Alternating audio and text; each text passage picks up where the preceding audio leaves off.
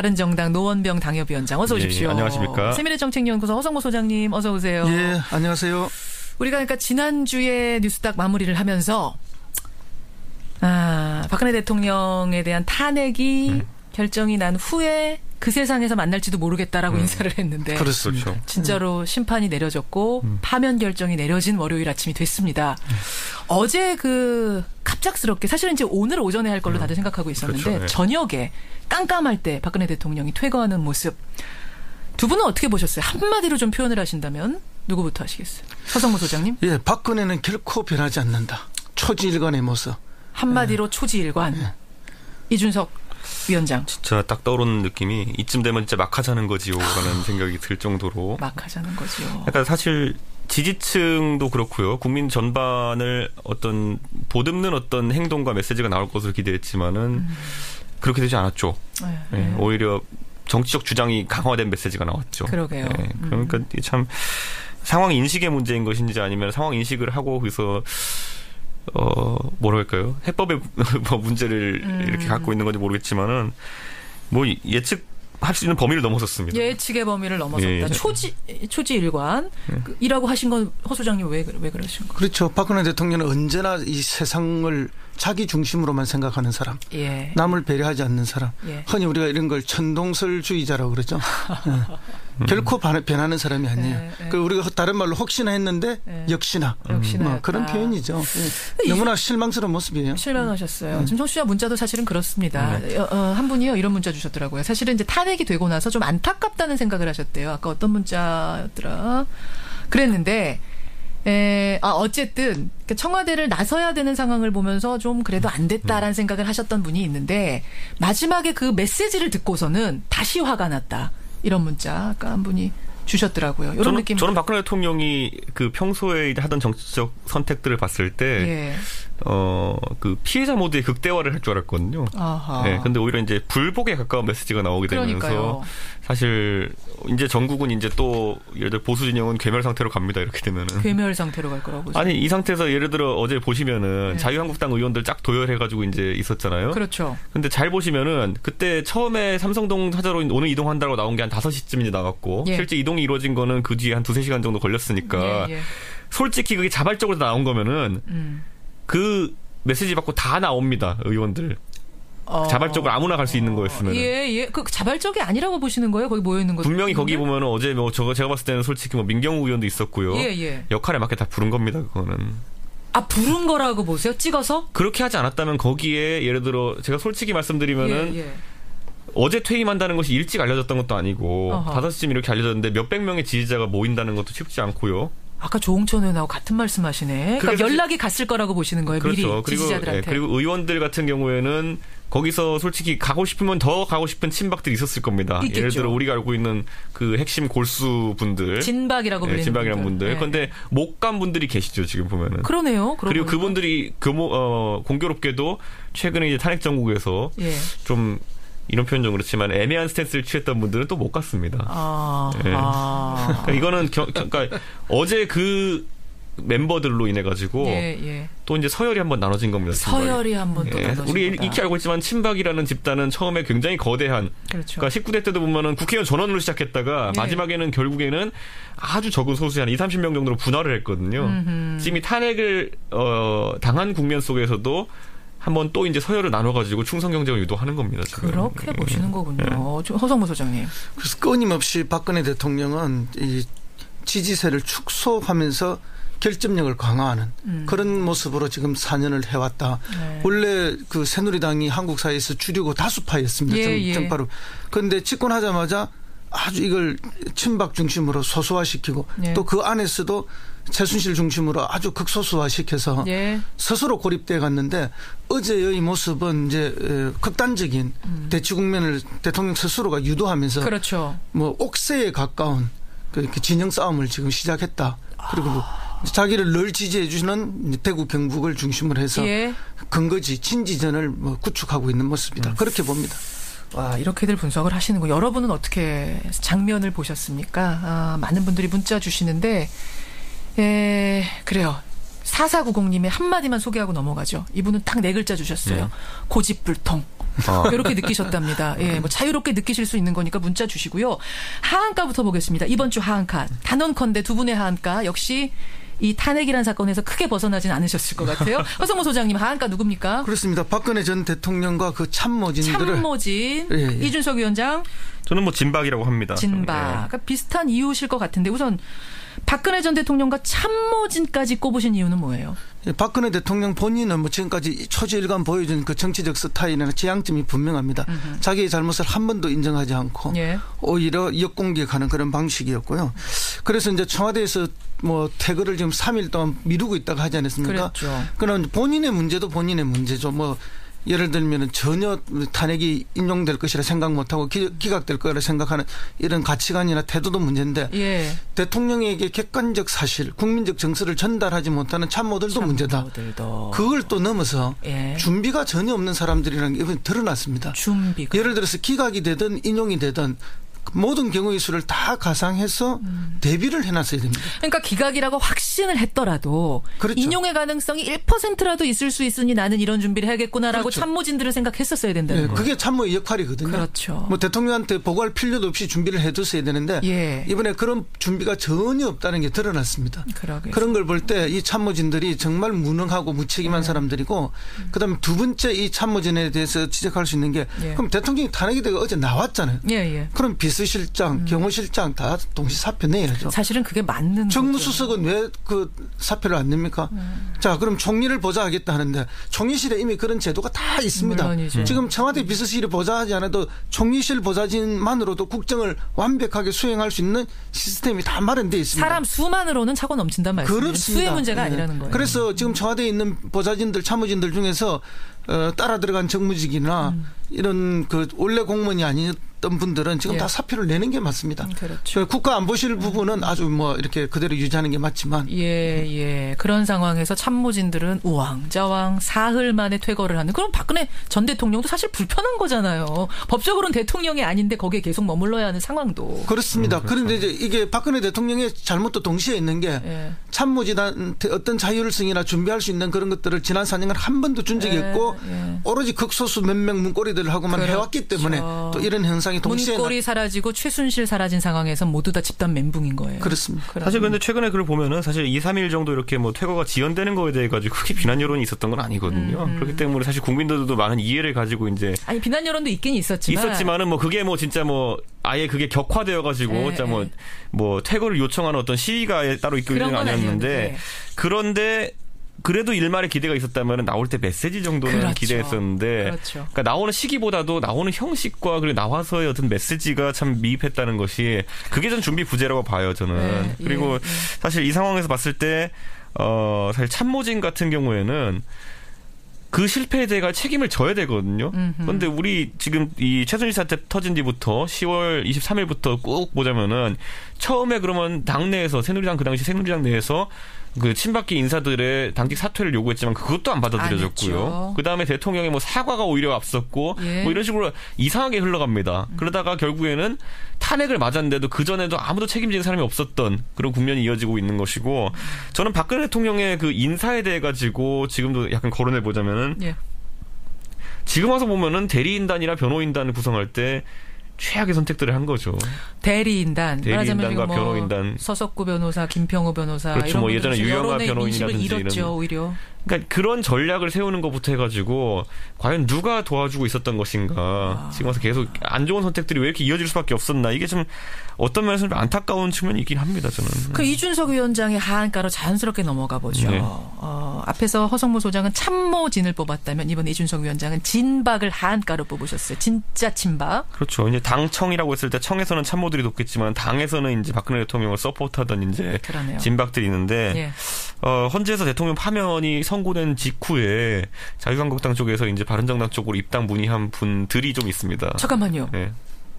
탄핵 선고, 그러니까 탄핵 인용, 파면 결정이 난 후에 전화가 걸려왔어요, 바른정당으로. 그날 저녁에 이제 좀 협의가 들어온 분들이 있는데. 내가 자유한국당에서 바른정당으로 옮겨갈 수 있겠습니까라는 문의, 협의가 들어왔다고요, 그렇죠. 전화가. 그런데. 몇 명이나 됩니까? 뭐 숫자는 밝힐 수 없죠. 대략. 대략. 뭐 10수명 정도 된다고 얘기를 들려옵니다. 10수명이 된다고요? 예, 뭐 직접 연락이 온 사람들은 그보다 적지만은 그래도 마음이 동해 있는 사람은 10수명 정도 된다는 얘기가 있는데. 그래요.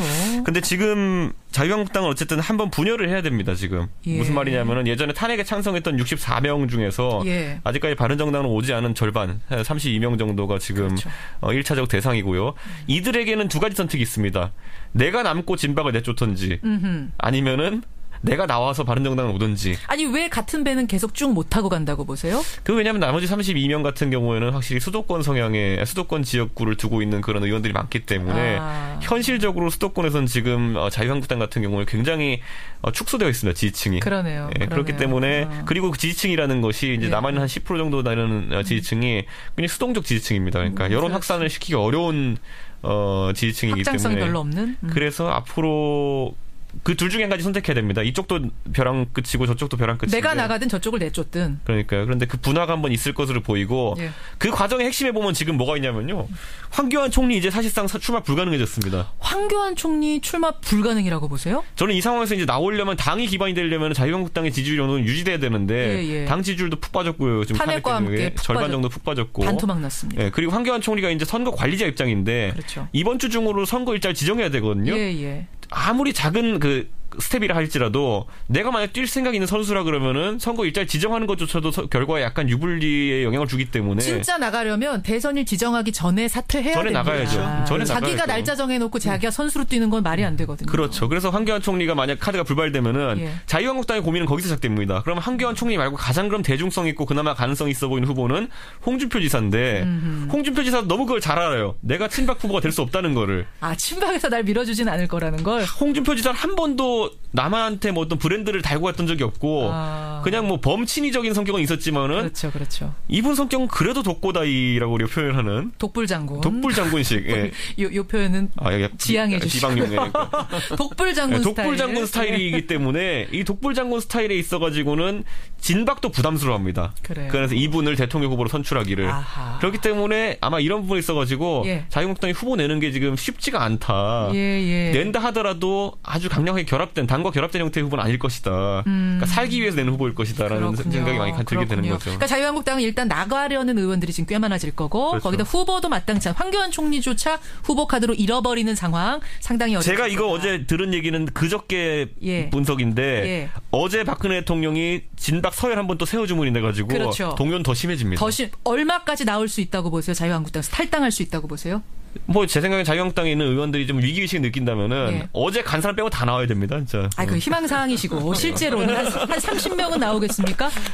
그렇게 되긴 좀 어렵다 봅니다. 저는. 30명까지는. 수도권 지역의 의원 다 합치면 한 15에서 20 정도 나오지 않을까 생각합니다. 그분들은 다 문의 전화 하셨군요. 전화는 다 개별로 한 건 아니고요. 네, 상식선에서. 알겠습니다. 허성무 소장님도 지금 고개 끄덕끄덕 하셨어요. 예, 동의하고 있습니다. 대선판 이렇게 흔들 거다. 그리고 영남 특히 대구 경북 위주로 매우 이제 이렇게 축소될 것이라 그렇게 축소될 것이다. 황교안 총리의 출마 얘기 지금 나온 김에 앞에서 우리가 그 윤여준 장관하고 김종인 전 대표 얘기를 잠깐 했거든요. 김종인 전 대표 출마는 어떻게 예상하세요, 허 소장님? 예, 뭐 이렇게 언제까지 버리고 탈당했을 때는 자기가 그런 각오를 가지고 탈당했을 거라고 확신합니다.